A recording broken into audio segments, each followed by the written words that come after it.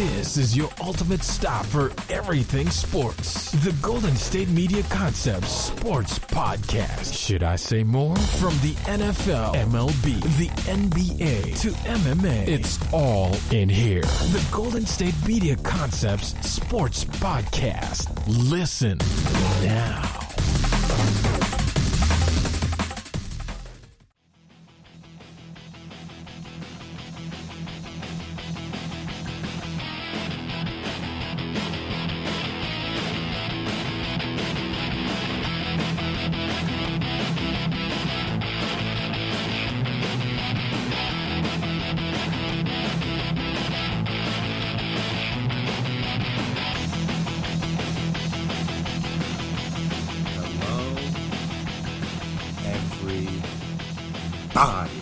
Welcome you guys back to another episode of the GSMC Sports Podcast presented by GSMC Podcast Network. My name is Chris Blades, and before I get started here today, I want to make sure I remind you guys to make sure, if you haven't already, to subscribe to the podcast. Make sure you're always on top of whenever we drop the newest episodes. Make sure you never miss one. If you can, also please give us a 5-star rating, write us a nice review. It's very appreciated. It's very helpful. Allows us to see what you guys like and what you didn't. And also, if you're on social media, we are also on social media, so you can find us there. Twitter, Instagram, Facebook. We can discuss, we can debate, we can talk about whatever you guys want to talk about. And I would just like to remind all of you guys, always go with your gut. So, if you listened to the last podcast, which I imagine a lot of you did, you know that I was in a bit of a quandary on trying to decide who I thought was going to win the Super Bowl. That went down tonight on Sunday. As I said, my heart and my gut was telling me the Chiefs. My head said the Niners because they're the better team, they got better defense, all that fun stuff. Sometimes your head causes you to overthink things. Because at the end of the day, all that mattered was one team had Patrick Mahomes, the best quarterback in the league. Again, I've said this many a times. I will continue to say it. We can debate it, what have you, whatever.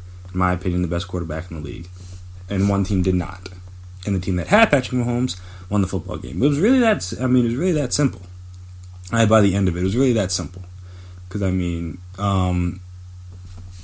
was just that. And he didn't even play that well throughout the course of most of the game, which is actually the crazy part, because if you're looking and you watched and you're thinking, you're like, oh, okay, late in that game, you're like, oh man, if the Chiefs don't get a score here, it might be over. But when you have arguably the best quarterback on the planet, you're never completely out of the game, and the Chiefs showed that this year. I believe I want to make sure I get this right for you guys. But Adam Schefter tweeted out after the game that Patrick Mahomes and the Chiefs were 5-0 when trailing by double digits this season, including 3-0 in the postseason. He is the first quarterback in NFL history to lead 3 double-digit comebacks in a single postseason. And that just barely even scratches the surface of the greatness of Mahomes, not even just this postseason, but just over the course of his career.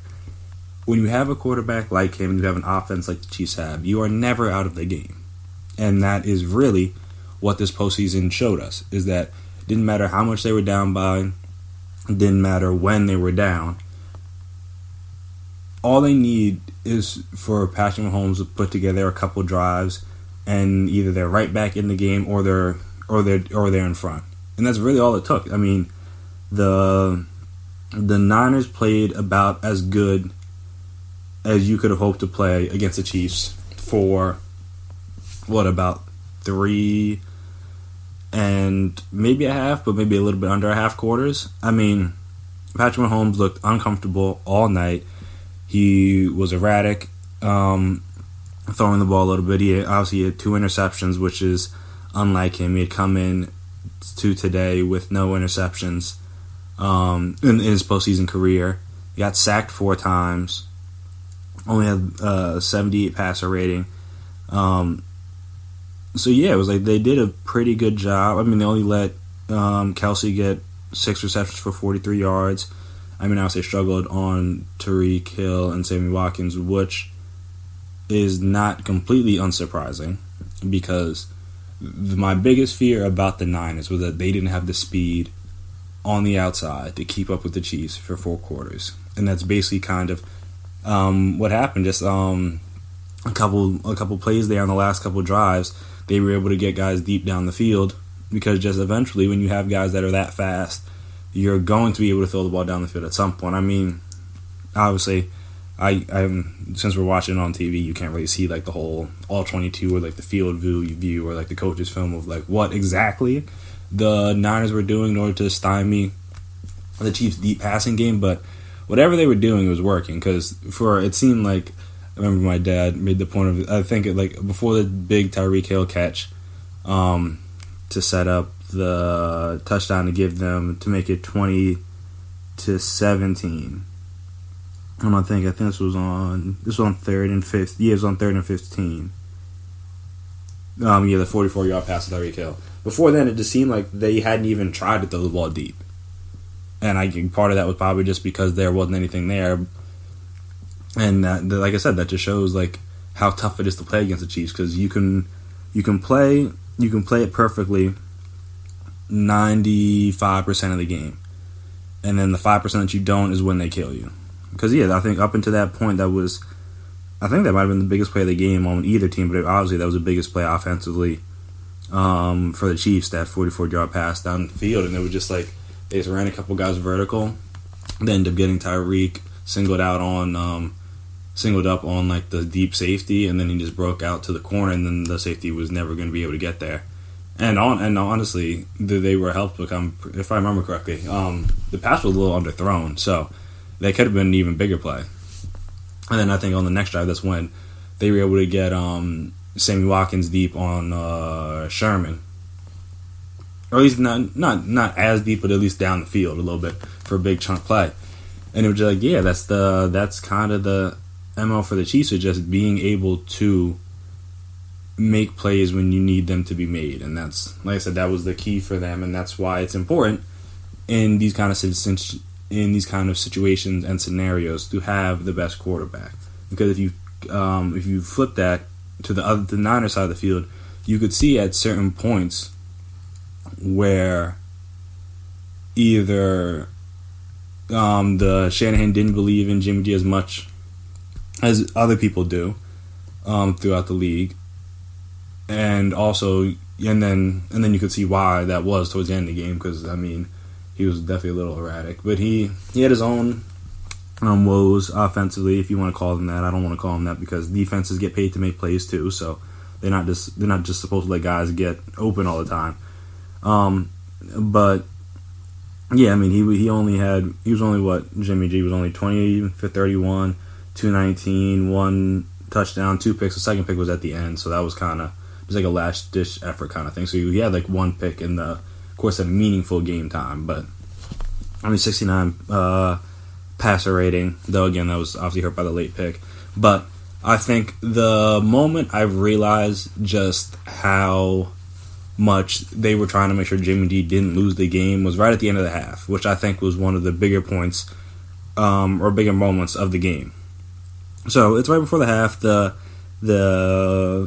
Niners are able to get a stop. All right, cool. They're going to force the Chiefs to punt the ball back to them.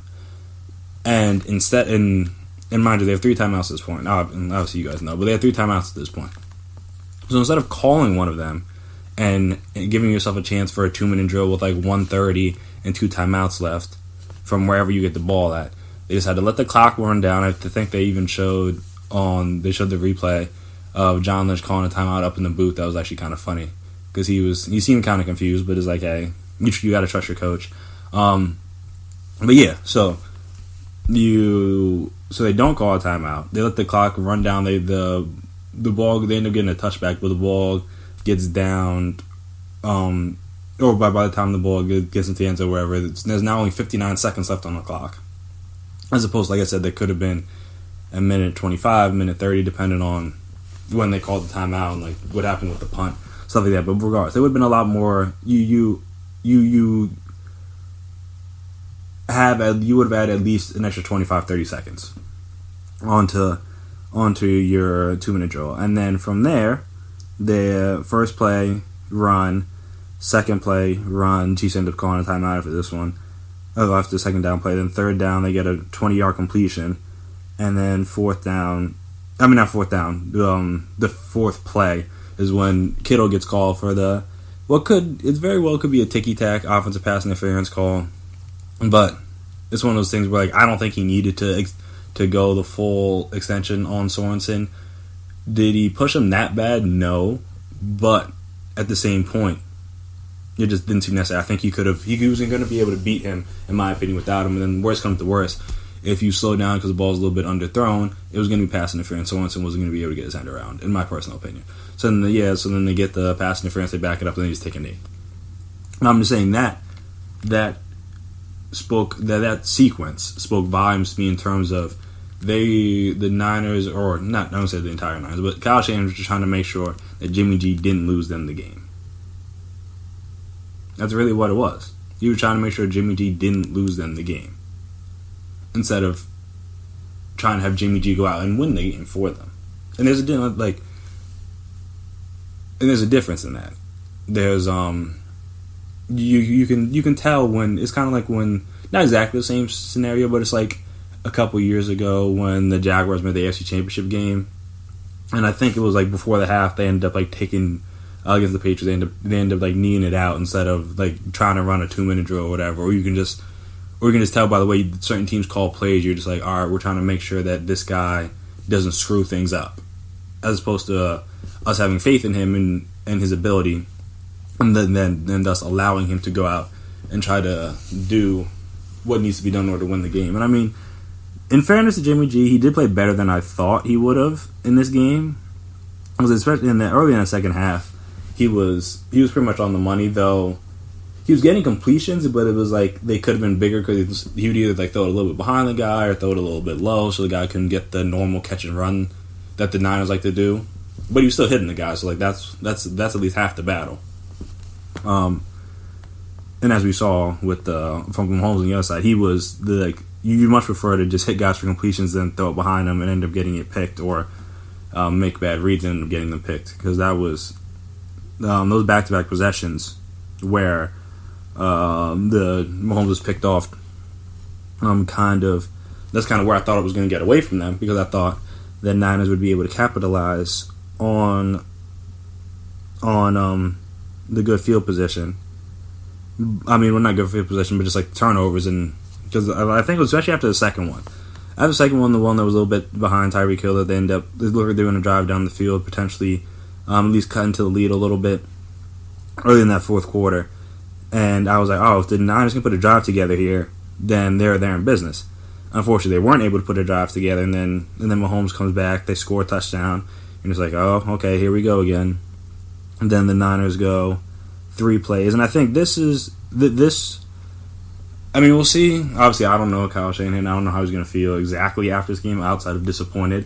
But I think the possession after it came 20-17 is where where I believe he lost the game. Because first down, they go 5 yards over the left side to Mostert, and mind you, their running game, while not exactly Packers level good, was still very good. They ran for a team. They had 22 carries for 141 yards and a touchdown, 6.4 yards per carry.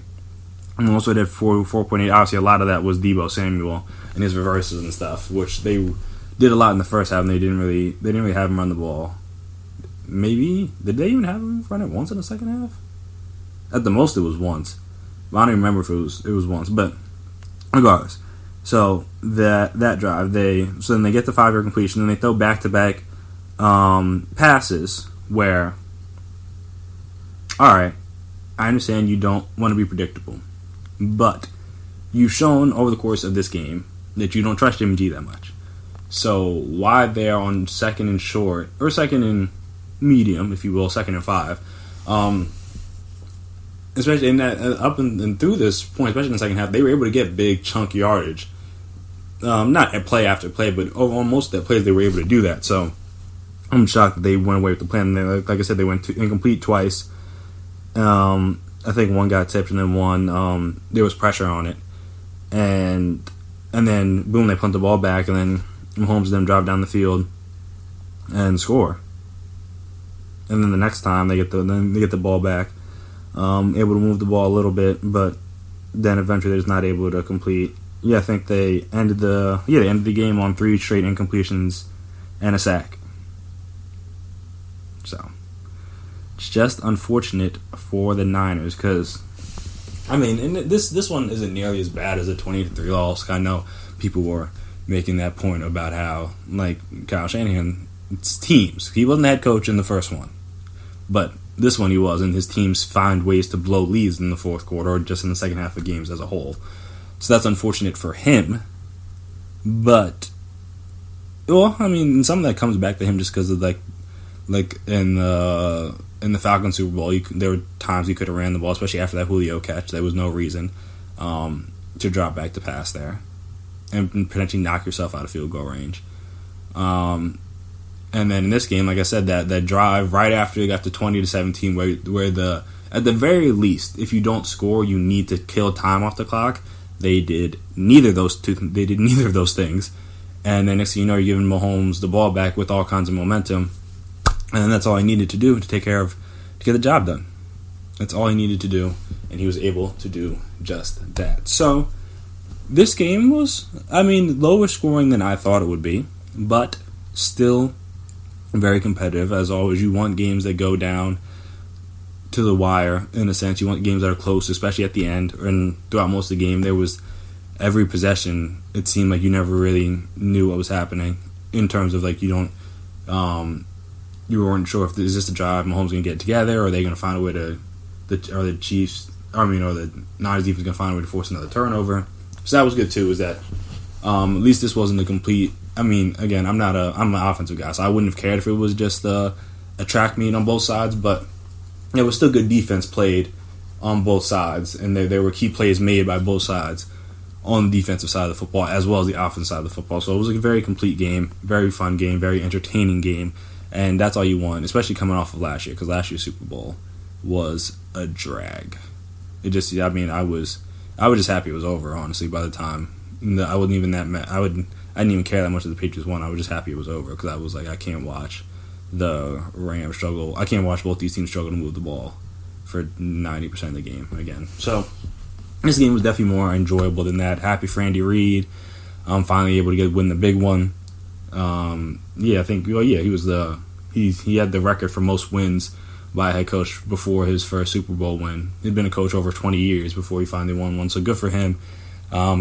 Cements his place as one of the best coaches in the league. Well, he was already one of the best coaches in the league now, but just one of the best coaches in league history. So great for him. Happy for the Chiefs. Happy for Mahomes. Certifies his spot as one of the greats in this league and probably the future of the division, even though he tried to downplay it in his post-game press conference talking about how Lamar Jackson is the MVP currently. But I mean, it's hard for not to say Mahomes is the face of the league, at least at that position right now.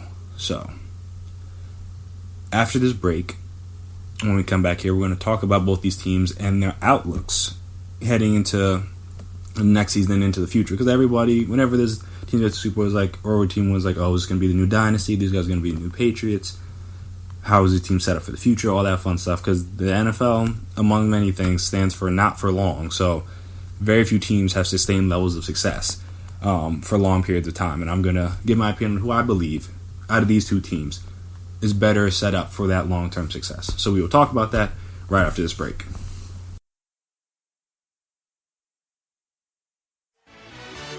Are you looking for the very best NFL and college football podcast? Then check out the GSMC Football Podcast. Get the latest football news both on and off the field. From the NFL Draft to trades to the rumor mill to the NFL Combines. They got you covered. That's GSMCpodcast.com/football-podcast. Get updates on college rivalries, game day insights, and much, much more. It's football talk the way you want it. This show eats, sleeps, and breathes football. Don't forget to like them on Facebook and follow them on Twitter. Visit gsmcpodcast.com for more info.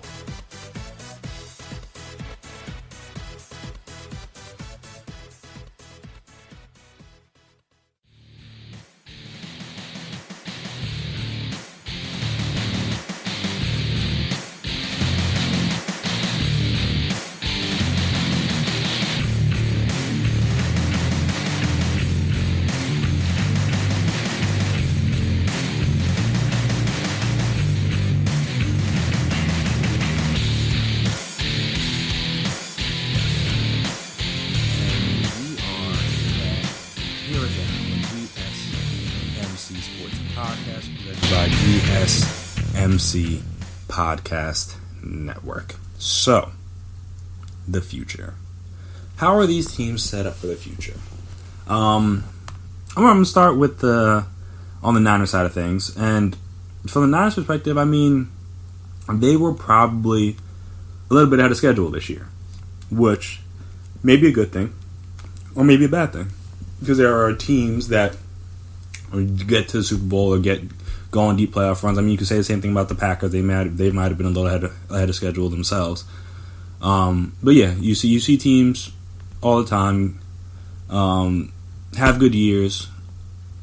Like I said, maybe a little premature, if you will. And then you think, all right, this team is set up for success. They have the head coach in place, they have the quarterback in place, the GM in place, all that stuff to be successful for an extended period of time. And then it just doesn't always work out like that. It's just like I said, it's the nature of the sports, nature of this game is the fact that very few.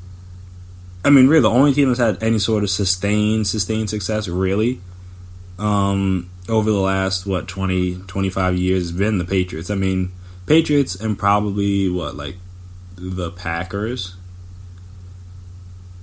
Because everyone else has kind of been up and down. Depending, I mean, the Eagles have been pretty good over the last 20 years too, but just obviously not with the Super Bowl wins, but just in terms of winning games and stuff, they've been pretty good. But yeah, no, very few. I mean, yeah, just basically, if you're not the Patriots, getting to the playoffs every year and going deep in the playoffs and getting to multiple Super Bowls is not guaranteed. But from the Niners perspective, I mean, they have a lot of young pieces on both sides of the ball, as was evidenced. I mean, Nick Bosa played great today. Deebo Samuel played great today. They have young linebackers, like I said, D linemen, young skill position guys. I mean, their running backs are in a position where they have a little bit of age. I know Mostert is mid-20s. Coleman's mid-20s. I think Breed is still pretty young. Jimmy G is 28, so that's not that old. The only really old guys they have are just, I mean, Kittle's young too. One of the old guys is Emmanuel Sanders, who's going to be a free agent, which we will talk about in a second. And then Sherm, who's obviously still a great corner, but again, he's getting a little up there in age as well. And I believe this is the last year on his deal, coming up next year, not this next year, but after the next season is when his contract would be up. And he's 31, going to be turning 32 in a couple months. So yeah, like I said, he still played great, but you never know with these things. You don't really know exactly when the wall's going to hit. But they have some interesting free agents coming up this offseason as well. Like I said, Emmanuel Sanders, who was great for them since after he was traded. Kyle Juszczyk, who, I mean, they're going to have to re-sign because he's just an important part of that team.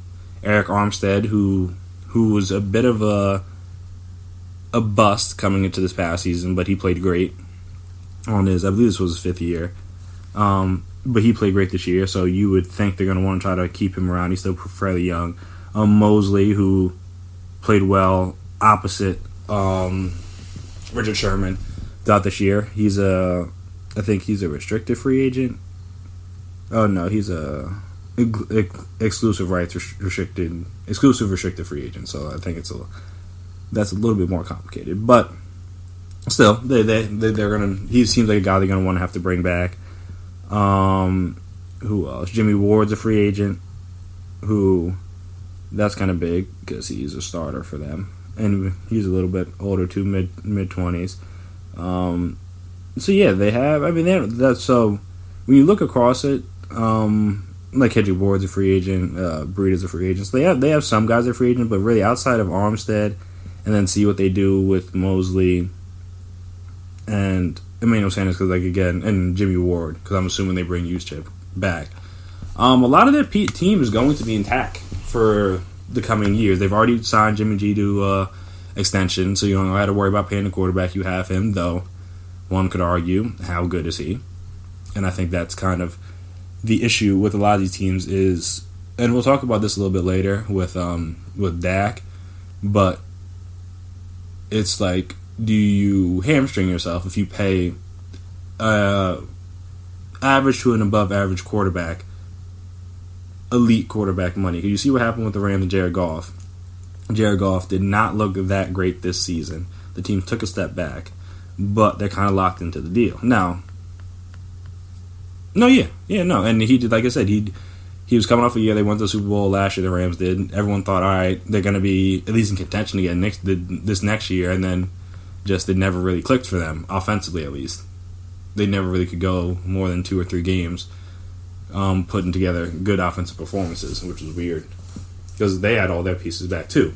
So that's what I'm saying, is that things like that aren't simple, especially when you have some of your key guys or your older guys, whether it's Sanders, Sherman, or Joe Staley, who's been around for a while, who's still a good left tackle, but he's getting up there in age. You might have to figure out his replacement at some point.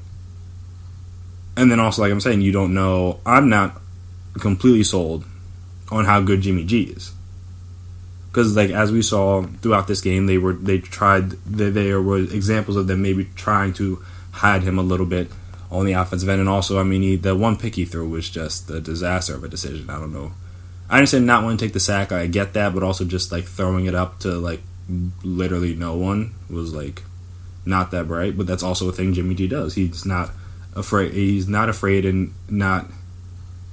Well, I understand not afraid, but he's prone to giving the ball to the other team every now and again. He's a nice guy.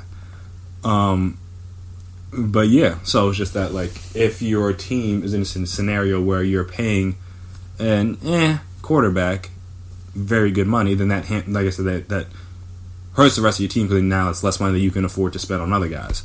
So, and then also they play in a division that's going to be tough. The Seahawks were good this year. The Rams still have a lot of talent.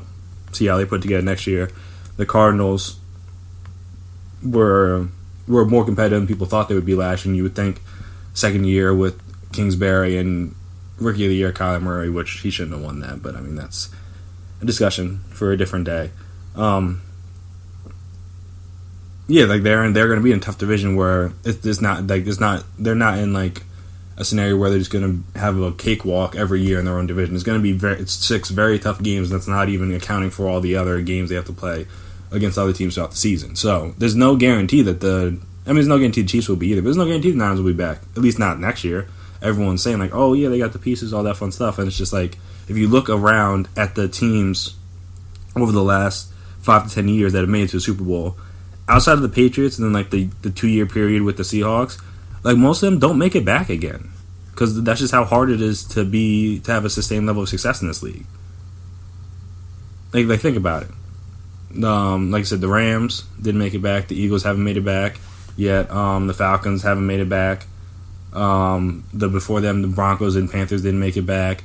The Seahawks haven't made it back since the second one.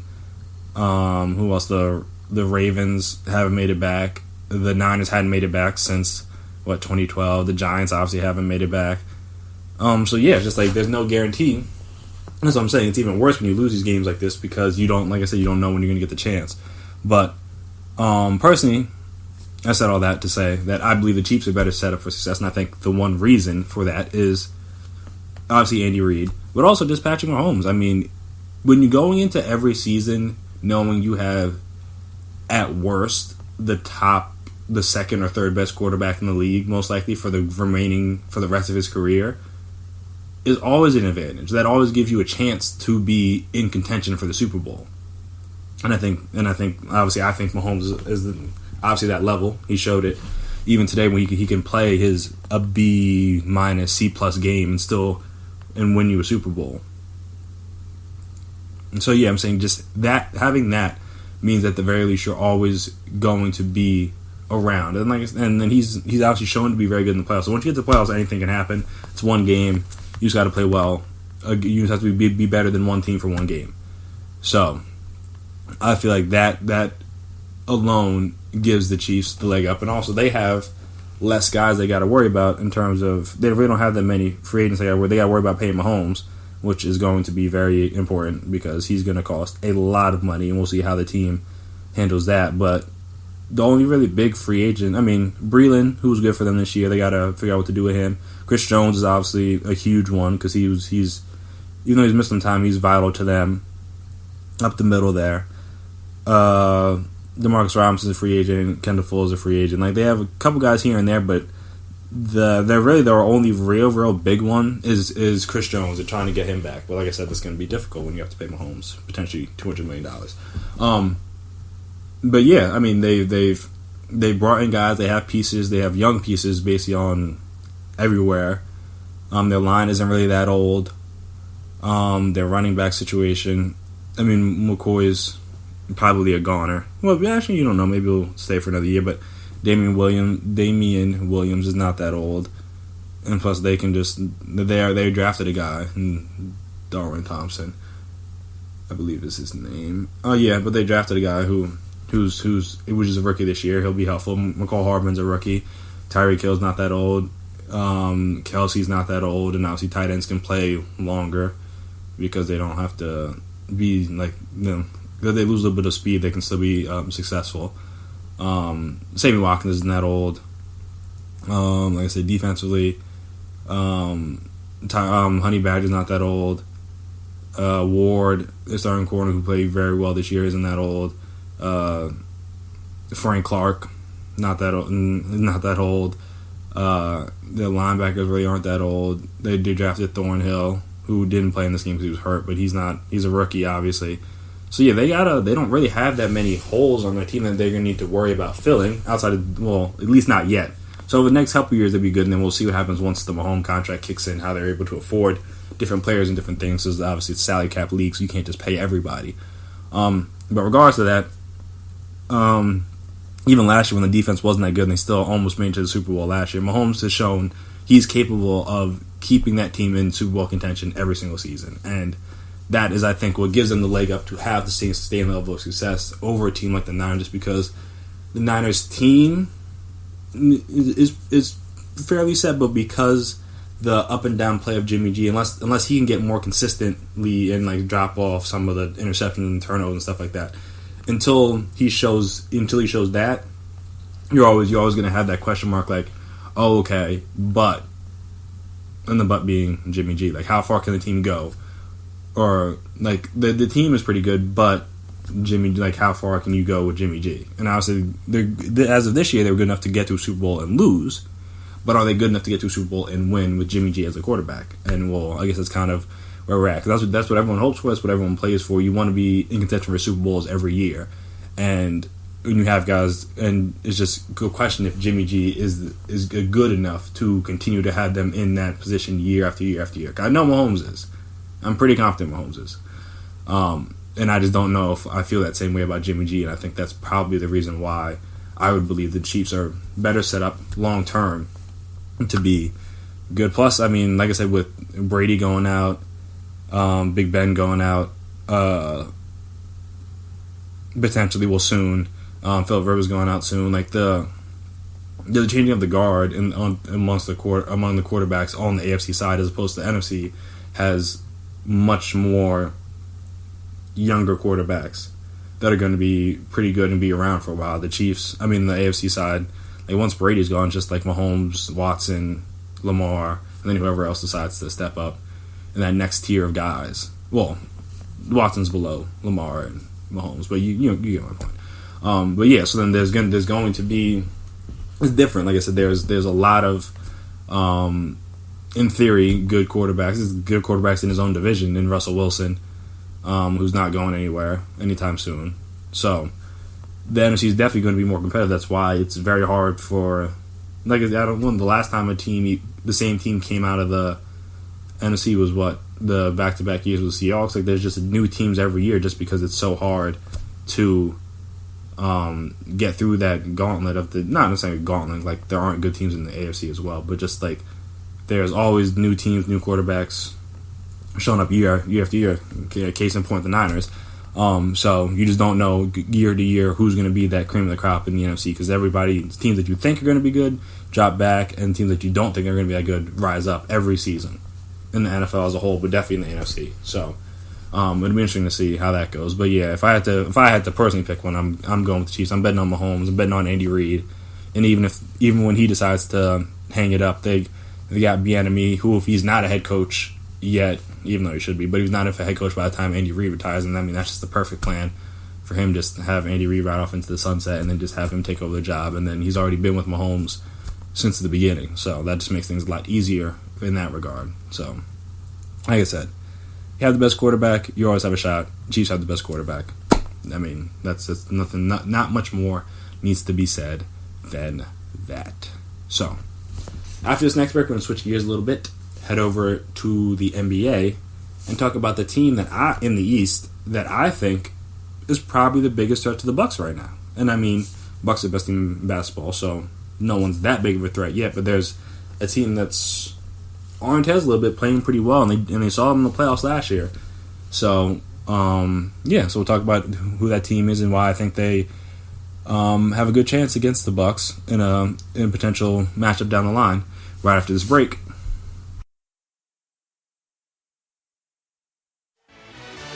Check out the show that's built on the MMA. From the UFC to extreme cage fighting, they got the fights covered. Check out the GSMC MMA podcast. Get the latest news on past or upcoming fights. Join us as we talk to and about some of the biggest names in the MMA, past, present, and future. When it's the fight game, there's just one show to check out. GSMCpodcast.com/MMA-podcast. Don't forget to like them on Facebook and follow them on Twitter. Visit GSMCpodcast.com for more info.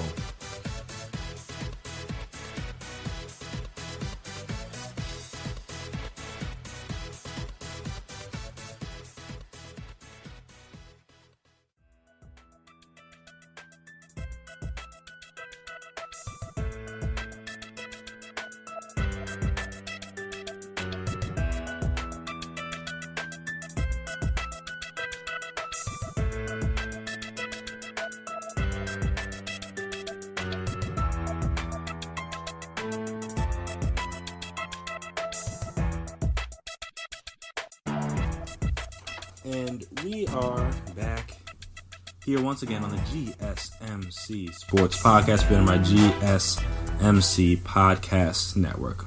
So the team that I am talking about as the biggest threat to the Bucks right now are none other than the Toronto Raptors. Now, we know that the Raptors knocked the Bucks out of the playoffs last year in the Eastern Conference Finals, though that team had Kawhi. This team does not have Kawhi. But the success that they're having this year should not be that surprising to anyone that paid attention to them last year. Because through Kawhi's load managing and all that stuff, they still, I think they finished second in the East, I believe, last year. I'm pretty sure they were second. And they had a very good record without Kawhi. And that was with Anunoby missing a lot of games for them last year. So it's not that surprising that without Kawhi this year, they're still doing very well, 36-14. Like I said, second in the East. 6.5 games back of the Bucks, because obviously the Bucks are amazing. But they're one of the few teams across the league but definitely, but at the very least in the Eastern Conference, that have the level of success both home and away that the Bucks do. Because the Bucks as a team are 23-3 at home and 19-4 on the road, and the Toronto Raptors are split literally down the middle. They're 18-7 at home, 18-7 on the road. So they're not a team like say if you go down to like the Sixers, who are 22-2 at home and 9-17 on the road, which is why part of the reason why they're the 6th seed is because they're very inconsistent depending on where they're playing. The Raptors are who they are. They're going to be a team that plays hard, plays good defense, and has a multitude of guys that can score points. I mean, they're on an 11-game win streak right now, just in the last game. I mean, though, I will say, over the course of this win streak, they haven't played the best competition, but at the end of the day, you play who's on the schedule. You can't be mad at a team for beating the teams that are on their schedule. All the teams, everybody plays everybody. And this week will be interesting because they get the Pacers twice on Wednesday and Friday, and then play the Nets on Saturday. So, I mean, obviously the Nets have been a little hit or miss this year, but the Pacers have been pretty good, and obviously they have Oladipo back now.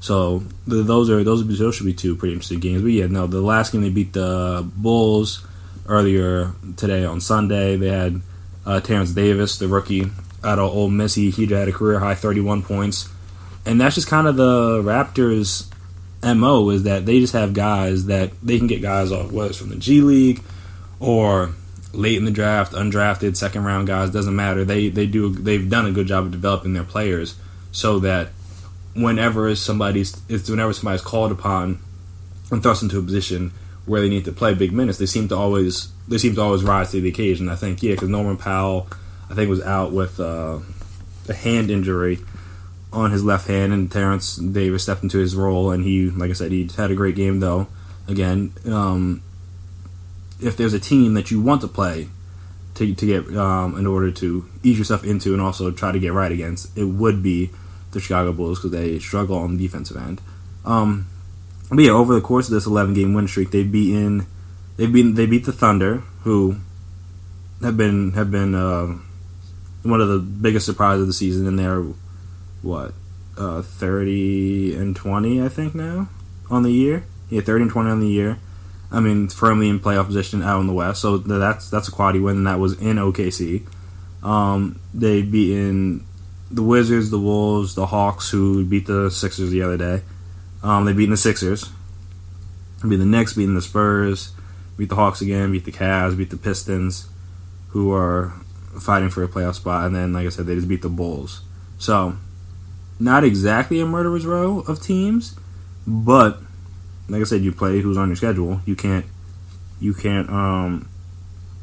anything, and in the NBA, any team can beat anybody in theory on a given night, obviously. But that's the thing with the Raptors; they always come and they always play hard, which is a part of the reason why their team is successful at home and on the road, because they very rarely have those let up games or those let up moments where you're going on a road trip and then you kind of just have those letdowns where you're just like, oh, okay, we're better than this team, we should be able to beat this team. Like, no, they play hard. Nick Nurse is a very good coach. He's capable of making adjustments. He's capable of handling different situations, different players, different strategies in terms of, like, throughout the playoffs. Actually, they have to do different things in order to get to where they are. I mean, it was big. Or there's a big point of how in the finals he tried the boxing one on Steph once everybody got hurt for the Warriors, just because it was like, all right, just we're gonna do everything to stop Steph and make the rest of the guys beat them, and the Warriors could not do that. Though, like I said, KD was out and then Clay was in and out, so that made it easier. But that was big for them. And then also even before that, they were struggling against the Bucks. They were down 2-0. Then he switches and switches up the defensive matchup in the way that they played Giannis, and then they were able to stymie them. They were able to battle off 4 straight wins. So we know that when it comes down to it, the Raptors will not be afraid of the Bucks, because they, like I said, they beat them last year, even though the Bucks are just as good, if not better, than they were last year, and they were first in the East last year, if my memory serves me right. But also they just have a multitude of guys, and they can handle anything almost. I mean, the highest amount of games that anybody on their team has played is 49 in Anunoby. I guess Terrence Davis has played in all 50 games. But like Siakam's missed 11 games, Lowry's missed 11 games, Van Vliet's missed 10, Ibaka's missed 10, Norman Powell's missed 12, Marcus All's missed 15. Like they've had guys in and out of the lineup all season, and it doesn't matter. And that's kind of just what their MO is just. I mean, everyone says next man up mentality. Like, oh, when one guy goes down, you just have to find a way to step up. But the Raptors really live by that. They're just like, hey, it doesn't really matter who you have out there today. We believe in ourselves, we believe in our system, we believe in our team, and we're going to find a way to win this game. And that's just, like I said, that's what they've been able to do. And then also, from that perspective, it's just that they have a guy in Siakam who, while he's not Kawhi, not the defender Kawhi was, or is, not say was, but was for the Raptors last year, they have a guy that, at least in theory, can match up with Giannis to some degree. And I think that's just about as important as anything, because very few, if any, teams have somebody that can deal with Giannis at any level. But they have a guys capable of that, and I mean, they don't play again for a little while. They only played once a season. The Bucks won that game, but that was earlier in the season. But yeah, so they don't play again until the 25th of February, I believe. So that'll be interesting to see once that game goes about, just to see, like I said, how much the teams are the same and how much the teams are different from that early, because what they played in early November. So like I said, yeah, this is a long time ago. The trade deadline will pass. We'll see if anybody adds to their teams by then. But yeah, it's just, if like I'm saying, if there was just a team that I would have faith in being able to challenge the Bucks out of the East right now, it would have to be the Raptors, because they've just shown a level of consistency that other teams haven't. And that, like I said, this is through guys being injured, guys being out, guys missing time. Like their best player, Siakam, has missed 11 games. Kyle Lowry's missed 11 games. Like I said, they've very few guys for their team have played a majority of their games. Not this isn't like a load, not complete load management. Like these guys have been legitimately hurt, so it's just like, hey, they need to miss some time, and they haven't really missed a beat. And like I said, the biggest thing is just the fact that they're not going to be afraid to have to go into Milwaukee and play road playoff games, because A, they did it last year, and B, they're just great. They're just like a very solid all around team. Like you said, most good teams are like, they're good on the road. I mean, they're decent on the road, and then they're great at home. And obviously the elite teams are good at both, and the Raptors are one of those elite teams that are good at both. And then, like I'm saying, they're good offensively, they're good defensively. There's not really an area where they struggle per se. They're like I said, they're good all around, and I think that's why, in theory, they could be the best matchup. And then, like I said, they already they're not going to be afraid of it. You're not going to be afraid of the Bucks, because they beat them. And I think that's another thing that aids them, is the fact that they have not only just finals experience, but just deep playoff experience as a whole, whether it was from before last year with Lowry obviously having a lot of success. You had guys like Marcus Gasol, Serge Ibaka, who had a lot of success throughout their careers in the playoffs. But then adding in last year, you got key experience for guys like Siakam, Van Vliet, Norman Powell, guys who hadn't had to do as much for their teams before, or for the Raptors before when they were younger. Now they have that high level experience, so they're going to know what to expect. This isn't going to be like they're not going to be unaware of the moment, unaware of the situation, and I think that's going to be a big deal, because if you look at like a team like the Celtics, who are the 3 seed, like Kemba will be playing in his first meaningful April-May playoff game. I mean, basketball games in his career. I believe the Hornets had made the playoffs before with Kemba, but obviously they never really went that far. Like the Celtics going to make the playoffs and be expected to, be successful during the playoffs, and not expected to just like get there and that be good enough. Like no, they're expected to make it to the semifinals, potentially make it to the conference finals. kind of thing. And also, I think the good thing for the Raptors, the probably help them out is assuming they don't drop back a little bit, they'll be able to miss out on a second round matchup with the Bucks if they stay at the 2 or the 3, which is I think the ideal spot. You want to be on the other side of the bracket, not have to deal with the Bucks until you get to the conference finals. Ideally, in my head. But yeah, so they have that experience. Who else? The Heat. Outside Jimmy Butler, they don't have. And I guess they have guys that have been to the playoffs, but no one's that's gone like crazy far in the playoffs. They're playing a lot of young guys who haven't been there before. The Pacers, who have gotten to the playoffs but haven't really had that much success. They've played tough in the first round, but they just haven't been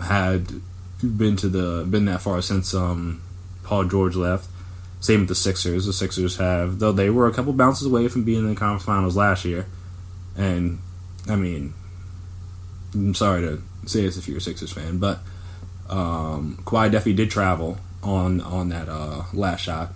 That's not what you want to hear. It does not help you get through the pain, but I'm here for you because I know that it happened. He took 4 steps before he pulled up for the shot. It is what it is. They weren't going to call that. But yeah, just like of the top East teams, they have the most playoff success, and they have playoff success against the Bucks.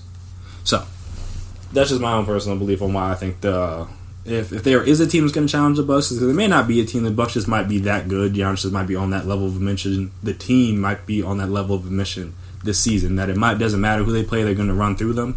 But if there was a team to challenge them, at least right now, that's currently constructed, I think the Raptors you'd have to put money on the Raptors being that team at this moment. But again, we got a lot of time for these things to play out, so we'll see how it goes. But the Raptors would get my vote for that team. So after this break, we're going to hop over to the Western Conference and talk about a player who has been on an absolute tear the last week, 2 weeks, and is doing everything he can to keep his team afloat and keep them close enough to where they can get back into the playoff hunt over the second half of the season.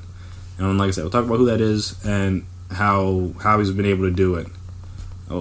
After this break, I don't know. To be honest with you, I really don't know how he's been able to do it, but we'll still talk about it after this break.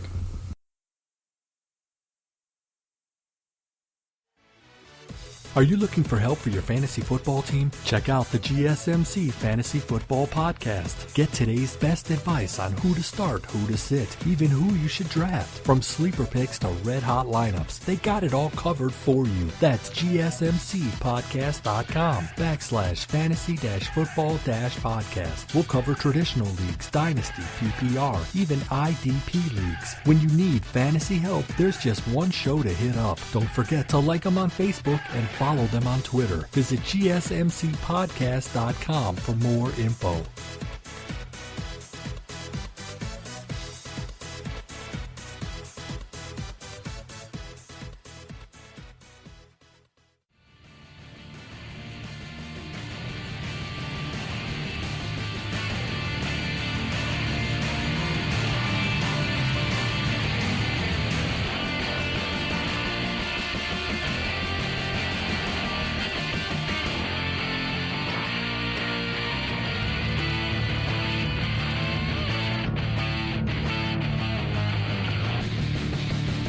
We are back here again on GSMC Sports Podcast, been by GSMC Podcast Network. So the player, if you haven't been paying attention, and I understand it's hard, they play in the Western Conference, play a lot of late games, but still, yeah, I mean, I would be shocked if you hadn't heard about this.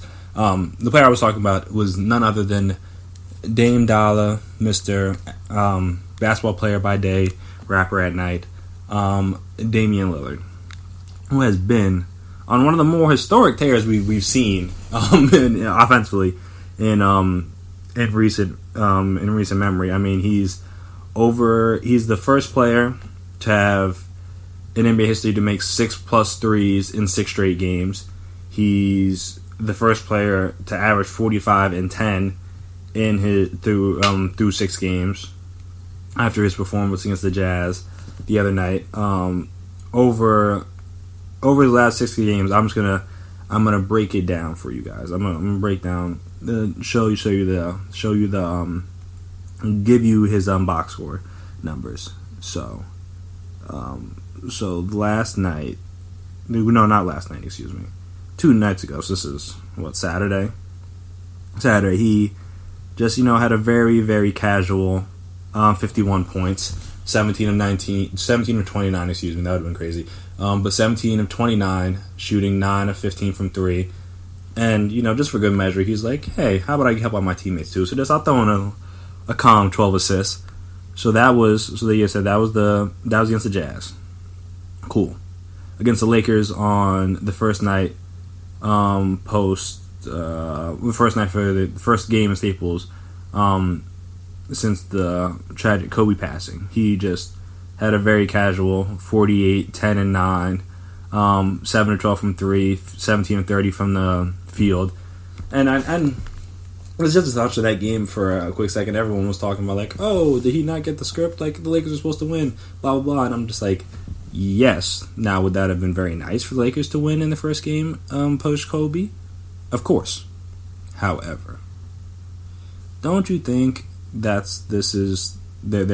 is no better way to honor Kobe than to go out and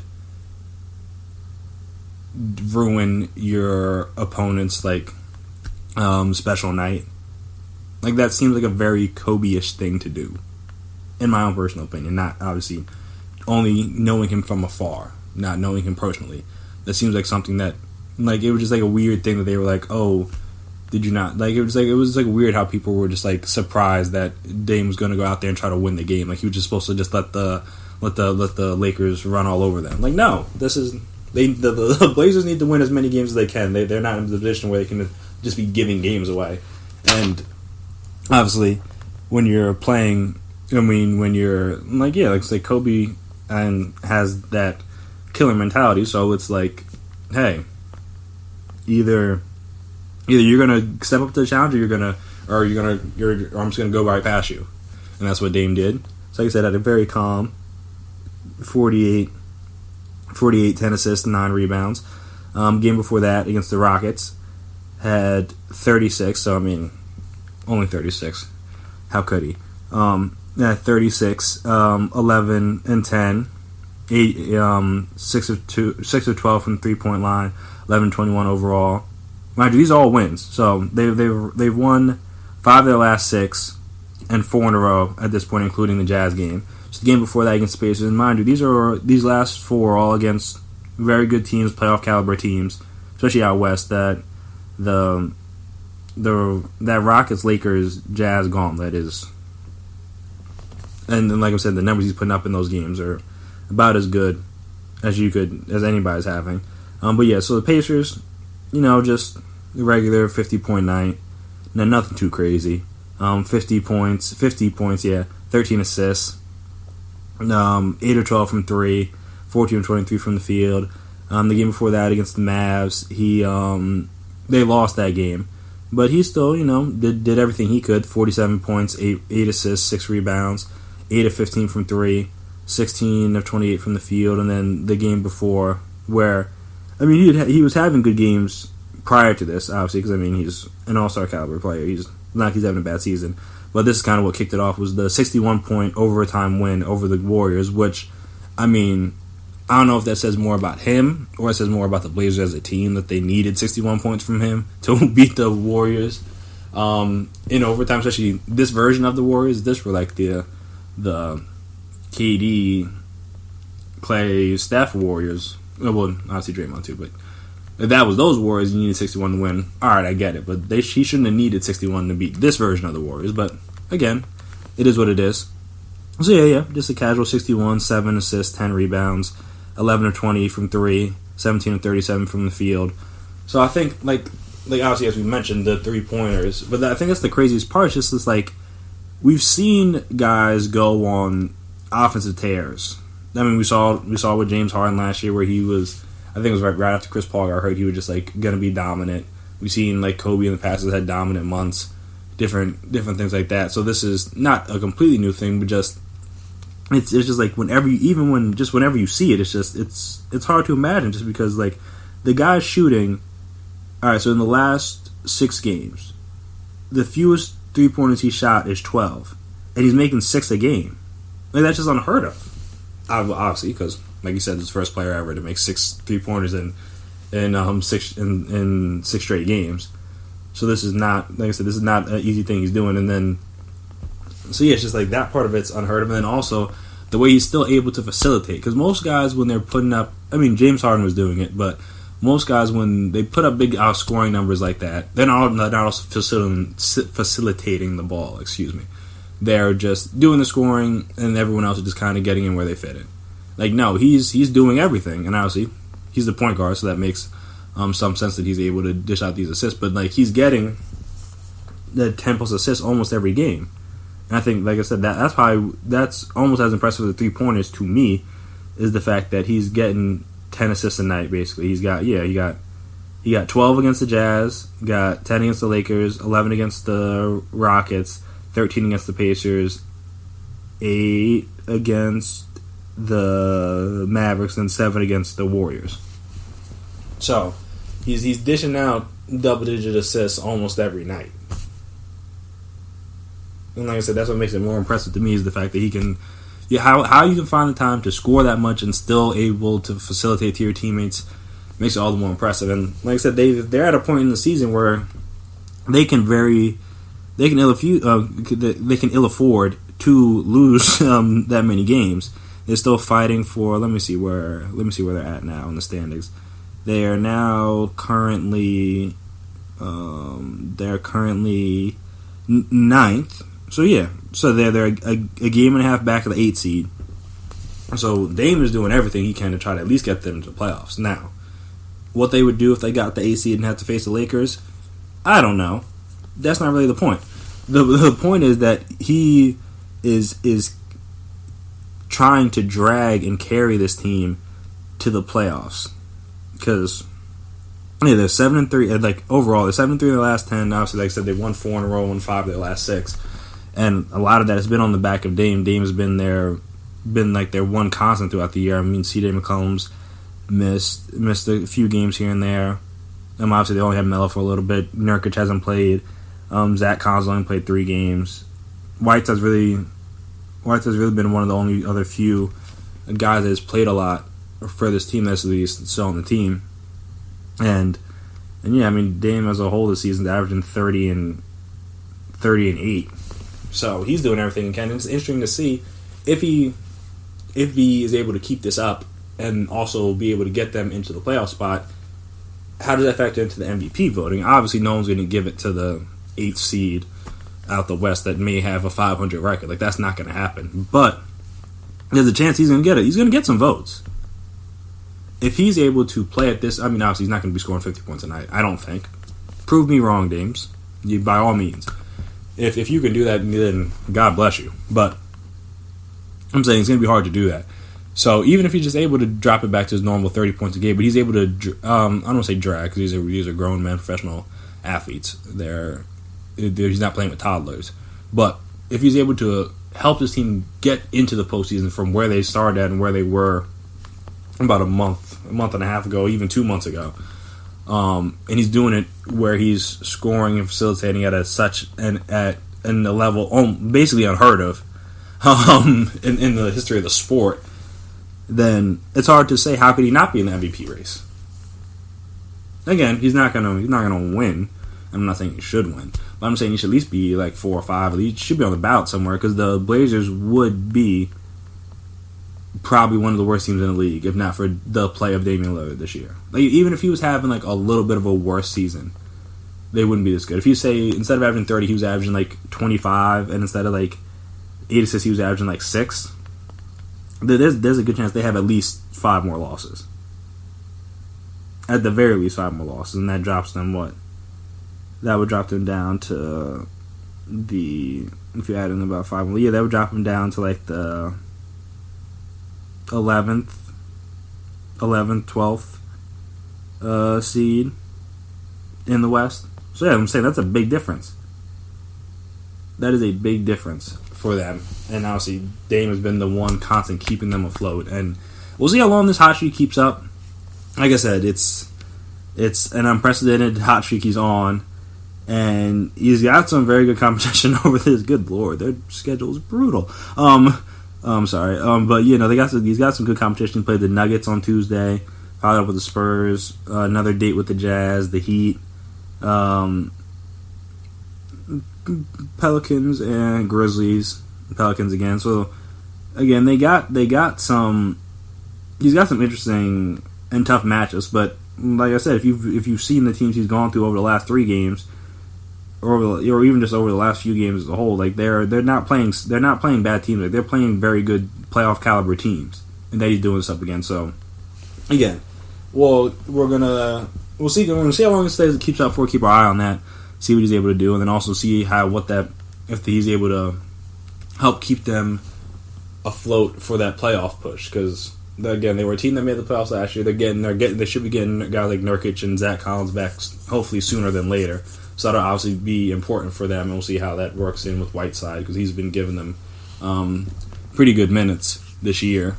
But we'll see how they handle their rotation and stuff. But I love to watch players excel at their thing, and Dame Lillard just deciding over the last week and a half, 2 weeks, that he was just never going to miss again has been very enjoyable to watch. Like I said, I'm an offensive guy in all sports, so if you have a guy that's going to put up 50 a night, I'm all here for it. So Dame, keep doing what you're doing. Continue to dominate offense. Continue to help your team reach the heights that they want to reach this season.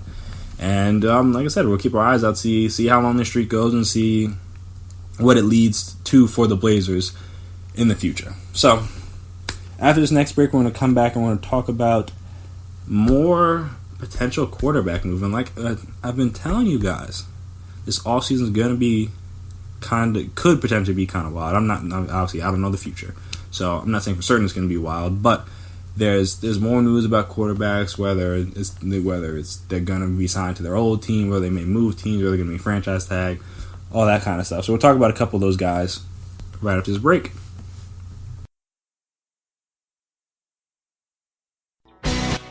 Are you looking to get your college football fix? Looking to get the latest news on your favorite school's team? The GSMC College Football Podcast is your ticket to all things college football. Join us as we talk college football, from the national championship, the college rivalries, the bowl game, to the Heisman Trophy. To which conference is the best? We've got you covered for the Big Ten, SEC, Big 12, the Pac-12, ACC, and everything in between. Download the GSMC College Football Podcast on iTunes, Stitcher, SoundCloud, Google Play, or anywhere you find podcasts. Just type GSMC in the search bar.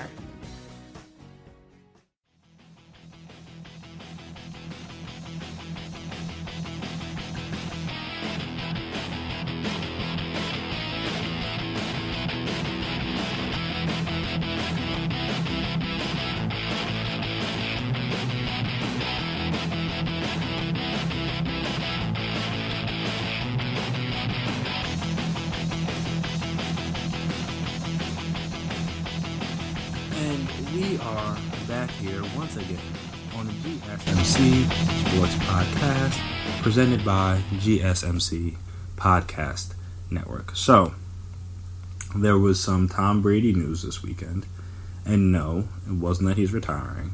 I knew that, but, he put out the little cryptic kind of tweet, it was just like a still shot from the commercial with Hulu that he had for the Super Bowl. Which was mildly annoying, but it is what it is. Tom Brady, he's allowed to troll the fans, if that's his prerogative. And obviously, in the commercial, if you didn't see it, but if you did, in the commercial, he said that he's not going anywhere, which means he's going to be playing somewhere. Now, you can interpret that not going anywhere to mean he's staying with the Patriots, or it could just mean that he's not retiring. Obviously, it clearly means he's not retiring, but the Patriots thing is the interesting aspect of it, and that was some of the news that came out earlier today. Again, this being Sunday, Ian Rappaport tweeted out that the Patriots would be willing to pay him being Brady in excess of $30 million per year to keep him in New England. significant. Which is very significant because the Patriots are known for not overpaying guys, not giving out those loyalty like kind of deals where you're just like paying a guy for stuff that he's done for you in the past.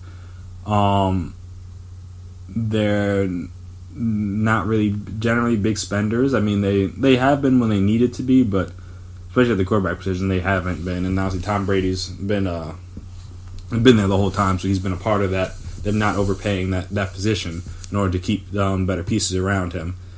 And also, he's old. So, I mean, not to be blunt about it, but, like, he isn't, like, getting any younger. So, that would be kind of unprecedented for a quarterback of his age to get a contract that high. And then just, like, how long is it a 1-year deal? Is it, like, a 2-year deal with an option on the second year? Like, how would this even, is it a 3-year? Like, how would this even work if they're willing to do that? So, that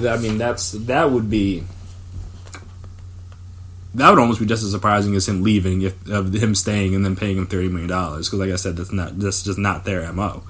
The other team always gets out too early instead of too late, which is one of the reasons why they've been able to stay so successful. Is they're able to find and replace guys before they even before they're ready to be replaced, and then boom, you have them. And then obviously, it would have been interesting to see what Jimmy Garoppolo would have been able to do with the Patriots, because Bill was campaigning for him to take over for Brady a few years ago, and that's when they ended up having to trade him to San Francisco, because Brady and Kraft kind of strong-armed him there and be like, yeah, nah, he's not going anywhere. Which, I mean, he won a couple Super Bowls, so I understand. No, I think he only won them because he got traded. Jimmy G got traded, what, 2017? Like the end of 2017, I think. I'll double check for you guys. But I'm pretty sure it was the end of 2017. He started like the last 5 games, they went 5-0. And then obviously he got hurt last year. So, but yeah, Jimmy G trade. Yeah, he was traded in October, so around the trade deadline in 2017. Yeah, that's what I thought. So, yeah, that was 2 years ago, so not that long ago. But still, that was Belichick had a vision in mind of what he wanted the future to be for the Patriots, and Kraft and Brady obviously saw a different future. So then, that's why they had to, had to trade him, and obviously the 49ers were happy, got them to a Super Bowl. So they would do that again. I know John Lynch and Kyle Shanahan appreciated that because they were kind of coaching for their jobs. GMing for their jobs this year. I don't know if GMing is a word, but you get what I'm saying. Yeah, they had a bad year 3. It could have been a disaster for them, but they didn't. So they're happy. But yeah, so then that's the thing. The Patriots have never been that kind of team to do something like this. Like, if they were ever a team to pay their 42, 43-year-old franchise quarterback $30 million, it would not be them. It would be some other team, just like maybe the Raiders, which we'll talk about in a second. But yeah, this would be interesting to see if this is the move they make. Obviously, I believe there was also reports that came out after the fact that after this news broke was that Brady didn't really care about the money, because obviously he's been good. It's not necessarily a thing, but he was just more so worried about them surrounding him with weapons, because that was the biggest issue this past season, was the fact that they lacked weapons on the outside, and that in turn hurt his performance and hurt the team's performance. So I would be shocked even if Brady took that, though. I mean, he's been underpaid almost his entire career, so I don't understand why you'd want to get some extra money, but that's just has been his MO, and obviously if they're paying him a lot of money, then that means you can't go out and get the weapons for him, and obviously Brady isn't who he once was. He's still very good, but he's not who he once was, so he could use a little bit more help on the outside. So that'd be interesting. But if he does walk, then another report that came out from, this was Adam Schefter, who said that the Las Vegas Raiders would be interested in him, and that was an interesting one. Just because they technically have a quarterback in Derek Carr. I mean, I don't know how much Gruden likes or dislikes him, but it sounds like the Raiders would want to try to bring him in if he obviously left in a free agent, which isn't a guarantee. But I think that's more so just because they need to have a splash player in Vegas, and they need to have somebody that's going to get people to want to go to the games, get people to want to buy into the team. And no offense to Derek Carr, but he is not that compared to Tom Brady. So if a guy like Tom Brady hits the open market and you are in need of a ticket seller, I mean, seems like a perfect match. That's why a lot of people think he could go to the Chargers, because they have the weapons in place, and the Chargers also need somebody to get people to want to come to those games in LA, because they just haven't had that. They haven't had the fan base. Obviously, they've never been there, not from there. So it's just that you have to get new fans that were already either Raiders fans or Rams fans from before to buy into the team, and obviously they haven't been able to do that yet. But maybe Tom Brady would be able to get them to do that. But not talking about the Chargers, talking about the Raiders, and that'd be an interesting one because, like I said, they have a quarterback in place technically, like Derek Carr, still on the roster. So that'd be a weird one if they got what do you do with him? Like, where does he go? Does he get traded? I mean, you probably have to get traded. I don't think they would cut him, right? They wouldn't cut him. I don't know. I mean, maybe they could. You never know with these things. I don't really know what Gruden's thinking or what Mike Mayock's thinking, so we'll see about that. But that's all that. And that was interesting because I was like, that seems like a weird match.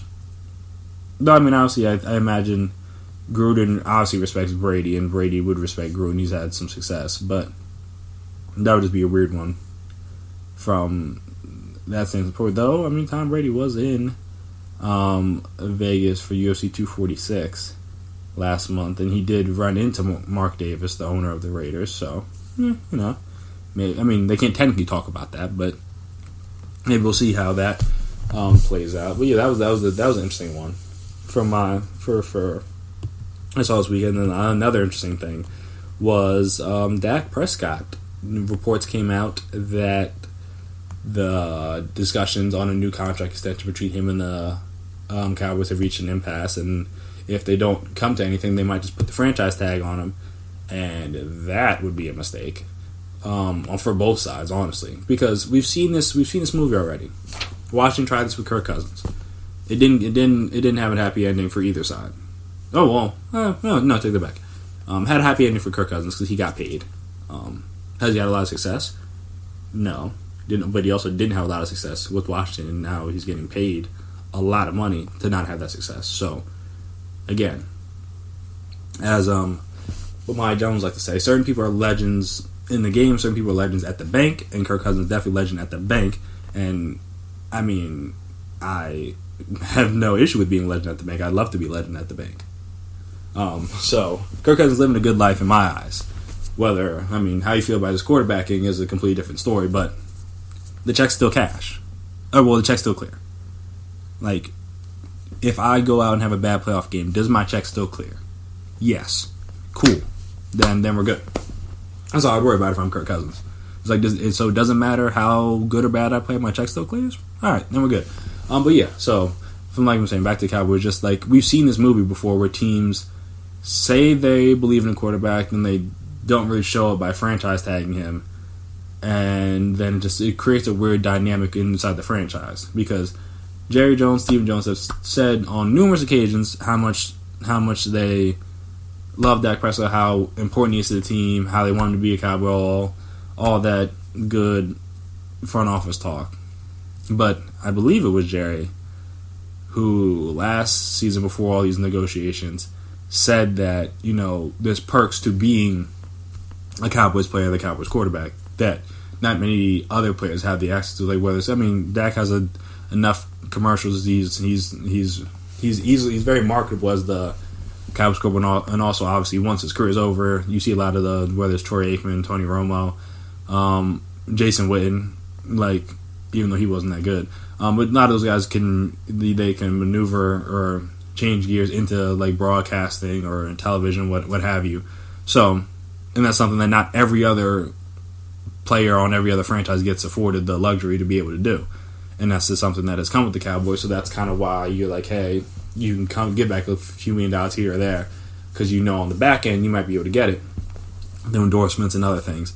But if I'm Dak, I'm like, I'm a 4th round pick, I was getting paid nothing these last 4 years, and I was being very successful for this franchise. I need my money in Blueface hundreds, like delivered to my door, like today.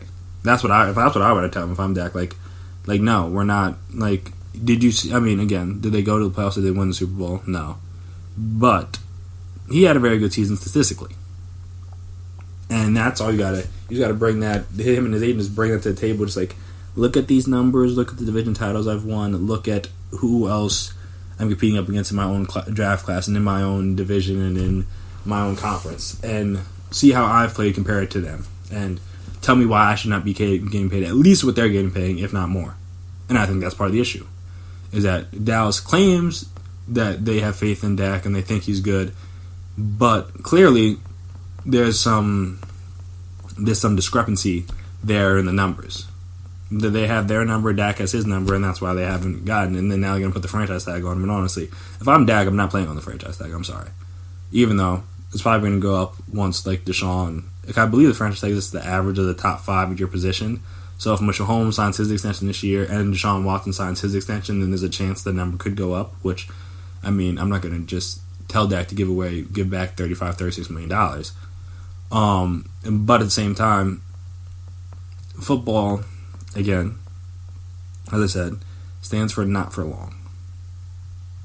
So when you have the chance to get your money and you reach that free agency, well, I guess he's not technically free because of the franchise tag, but when you have a chance to make that long-term money and get that long-term guarantees in case something happens. Because all Dak has to do is go out and have a bad season next year or get hurt or something, and now his chance of making any sort of big money is shot. And now the Cowboys getting one discount, they're happy, blah blah blah. Like, no, that's not what he's worried about. He's worried about his family, his future, and he should be. So that's just my thinking. If I'm Dak, I'm like, dude, I'm not going anywhere near the franchise tag. Have them play a quarter. Have them play a season without me. I don't care. Who was it? Cooper Rush? Yeah, let him go out there the first 4 or 5 games. See what he can do. Also, I mean, putting a franchise tag on him means you can't put it on Amari or Byron Jones or, I mean, this sounds like let Byron Jones walk, but that means you can't put it on Amari because that's what I assume they're going to do is franchise tag him and then just give Dak his extension. Just again, give Amari another year, but I'm saying they don't do that, then they'd have to give Amari his extension outright, and I'm not 100% certain they're going to do that. Nor do I'm not sure they want to do that. So now you have your quarterback on the franchise tag, and then you're letting your number 1 wide receiver on top of your number 1 corner walk. Like, that doesn't seem like a smart team building philosophy. Personally, I mean, Jerry Jones owns the team, and I don't, so he's free to do whatever he wants. I'm just saying, from the outside looking in, I don't understand why. Like, either you believe in Dak or you don't. That's my thing. The quarterbacks always get paid more than probably what they're worth outside of Mahomes, who's going to get paid a lot, and he's going to be worth every single penny. Most other quarterbacks get paid more than they're actually worth. I mean, Jimmy G got paid and hadn't really shown anything. Jared Goff got paid, was worse. Carson Wentz got paid. It wasn't that bad this year, obviously. He was playing without receivers for most of the season. But, I mean, throughout the course of the season, he wasn't exactly living up to that big-time extension. A lot of guys get... I guess Matt Ryan lived up to his money. Matt Stafford, yeah. So I'm saying a lot of quarterbacks don't live up... A lot of players don't live up to the money they make in their contracts. Like, this isn't like a new thing. It's not like Dak is the first guy to ever be a free agent. Like, or to want big money, especially when he's up for free agency. Like, that's a common thing that players do, and that's normally what they get, especially at this position. Quarterback's the one position where you're just you're kind of given the money without necessarily having to prove yourself. But Dak has clearly proved himself to be at least a solid starting quarterback in the league. Is he the best? No. Is he near the best? Probably not. But you could do much worse than Dak Prescott around the league. There's a lot of bad quarterback play in the league, especially this season. There's a lot of bad quarterback play to go around, and I'm just saying there's not very many quarterbacks that the Cowboys, I think, would take over Dak. And because of that, it's like, all right, then just give him his money. It doesn't seem that complicated to me. But we will see how this goes. Like I said, if they put the franchise tag on him, this could get ugly.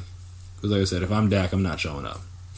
Let Cooper Rush play the first 4 games, then see if they end up coming back knocking on my door. That's what I would do. But again, not Dak. Don't have millions of dollars on the line here. So we'll see what he does. But yeah, that was interesting for me. Just more quarterback news. There's going to be a lot of quarterback news this offseason. And in the draft, too. So see how all that shakes out. So after this last break, we're going to come back and we're going to talk about a new rule change the Big Ten Conference is trying to put in college. And this is one that could, if it goes over and is accepted in the entire NCAA, could really change the game. So we'll talk about what that is and how things are going to shake out right after this break. Check out the show built around the women of MMA. From the UFC, Invicta FC, Bellator, and one championship. We got the fights covered. It's the Golden State Media Concepts Women's MMA Podcast. The latest news of upcoming fights, discussions of previous matches. Join us as we talk to and about the biggest names in women's mixed martial arts. Past, present, and future. When it's the women's fight game, you know where to listen to. The Golden State Media Concepts Women's MMA Podcast.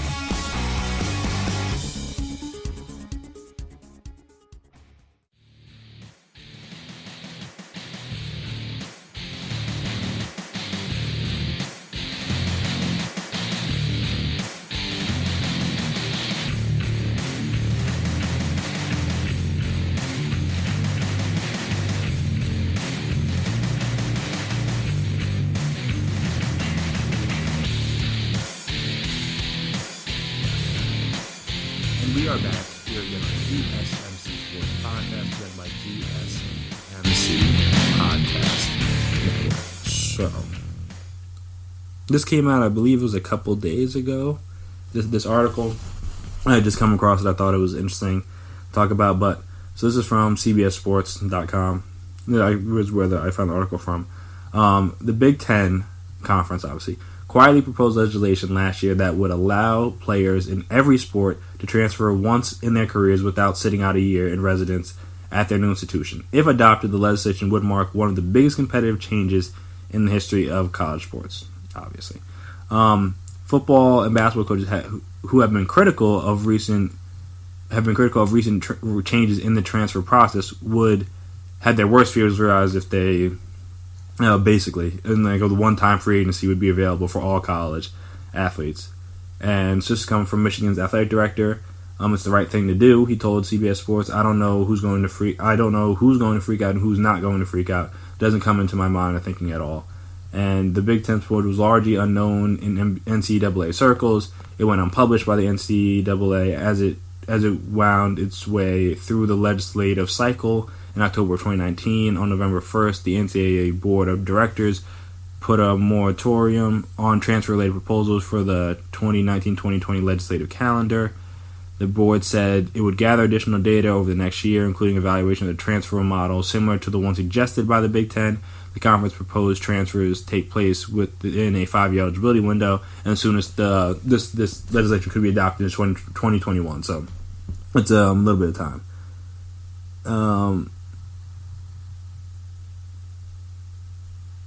And then also, athletes in only 5 sports are required to sit out for a season when transferring, in case you didn't know. So it's men's basketball, women's basketball, baseball, hockey, and football. So basically, all the major money-making sports. In the NCAA's 20 other sports, athletes are allowed a one-time transfer. The difference in 2 transfer policies is getting harder to rationalize for the NCAA. So yeah. And there's other things in the article. You can find the article. You can read the article if you so choose. But basically, long story short, they're trying to because I think you can still. There are different scenarios where you can transfer and not have to sit out. You got to get like certain waivers or certain things cleared. There has to be some there has to be some issue with what happened and why you're leaving the school. You can't just be like, hey, I want to leave, and then just transfer and then not sit out. But that was my biggest thing. I always hated that. Because I'm saying, because we like to view these guys, they like to state that these guys are quote unquote student athletes. And it's like, if you transfer schools as like a student, it's not like you have to sit out a year before you can go back to the college.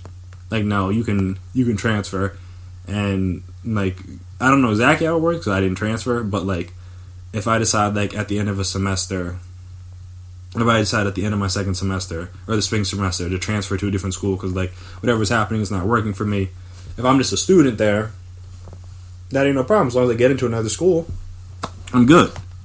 I don't got to worry about. I don't got to miss any classes. I can start up again in the fall, all that fun stuff. But because I'm an athlete and I feel the same way, I just now have to sit out a year and just lose a year of my eligibility just because.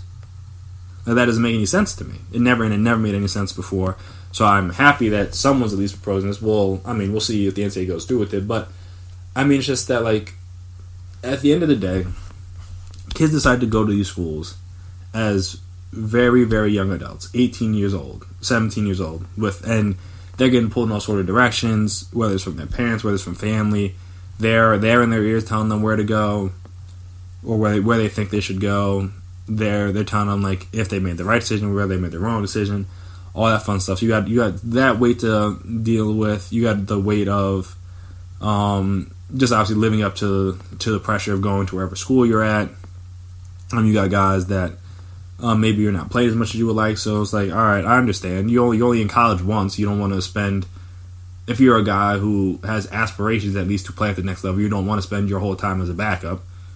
So I get that. Like I was not mad at Kelly Bryant when he decided to transfer last year from Clemson after he got beat up by Trevor Lawrence, even though obviously worked out for Clemson.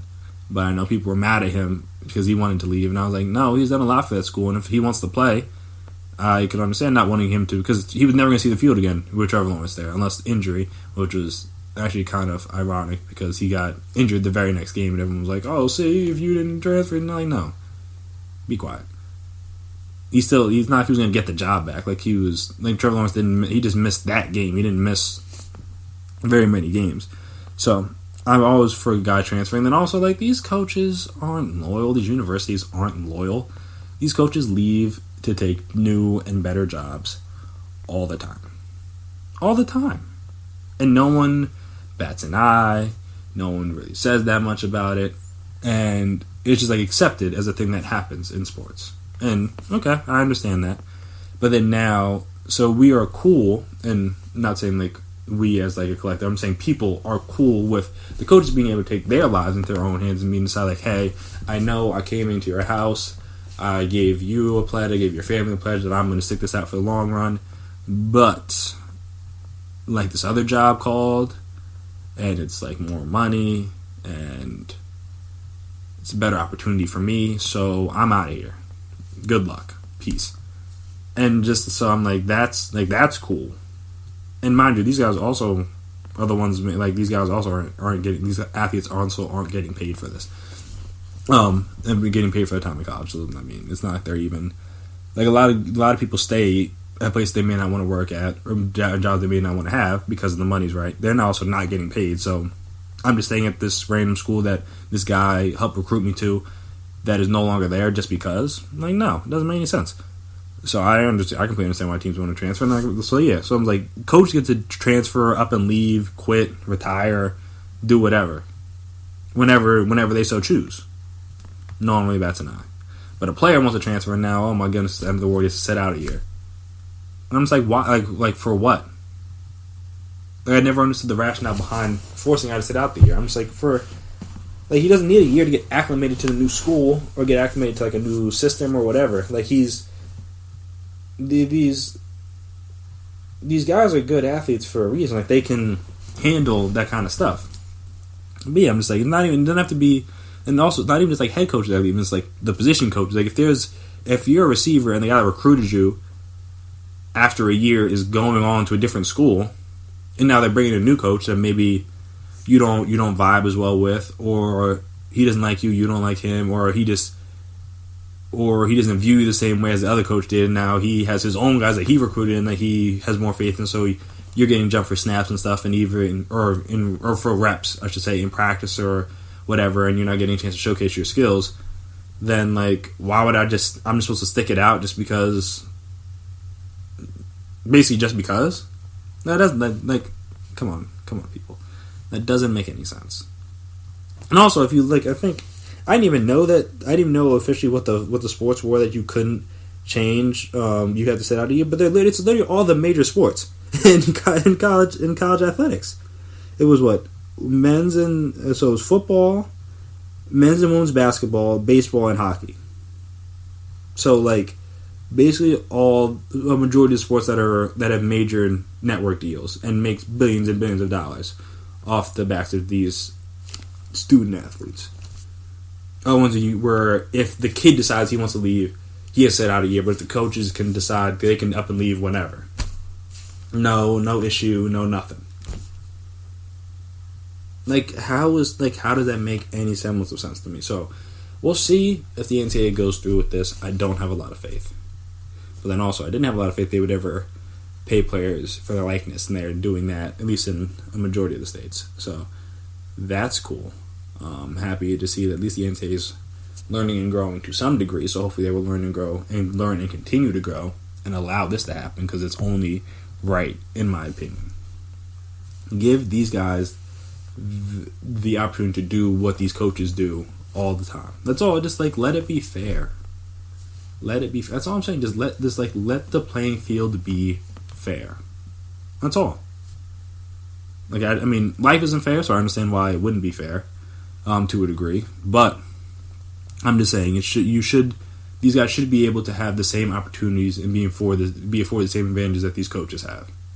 And we'll see. Like I said, we'll see if it gets passed. It's not gonna.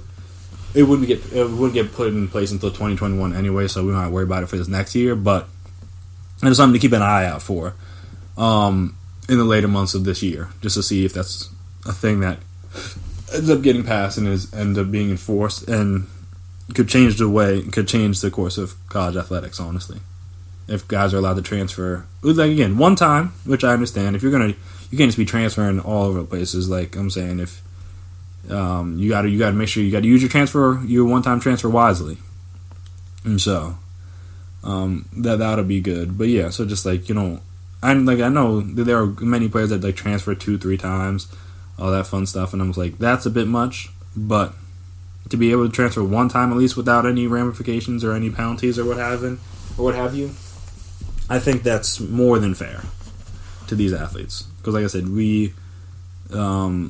these guys are making decisions at a young age, and then not every decision you make at an old age is the right decision. So to just be all right, these guys made a decision, and then if they decide that they don't like what they made, decision they made, we're going to punish them for it. Never made any sense to me. Seemed always a little unfair.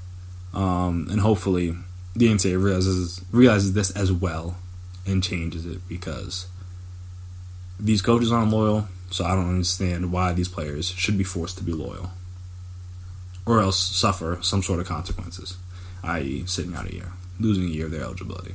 So, like I said, we will see how that goes. But that'll do it here for me today on the GSMC Sports Podcast, presented by GSMC Podcast Network. I want to thank you guys, as always, for listening. I want to remind you guys, if you haven't already, make sure you subscribe to the podcast. Make sure you're always on top of when we drop stuff. Make sure you never miss an episode. If you could please give us a 5-star rating, write us a nice review. It would be very appreciated. It's very helpful. I'll also see what you guys like, don't like, and how we can improve. And if you guys are on social media, which I imagine a lot of you are, we are also on social media, so you can find us there: Twitter, Instagram, Facebook. We can interact, we can discuss, we can debate, we can talk, you can mention things you guys want to hear about on the show. All that fun stuff. We can do that there. So, as always, I've been Chris Blades. This has been my time. And until we meet again, peace out. You've been listening to the Golden State Media Concepts Sports Podcast. part of the Golden State Media Concepts Podcast Network. You can find this show and others like it at www.gsmcpodcast.com. Download our podcast on iTunes, Stitcher, SoundCloud, and Google Play. Just type in GSMC to find all the shows from the Golden State Media Concepts Podcast Network. From movies to music, from sports to entertainment, and even weird news. You can also follow us on Twitter and on Facebook. Thank you, and we hope you have enjoyed today's program.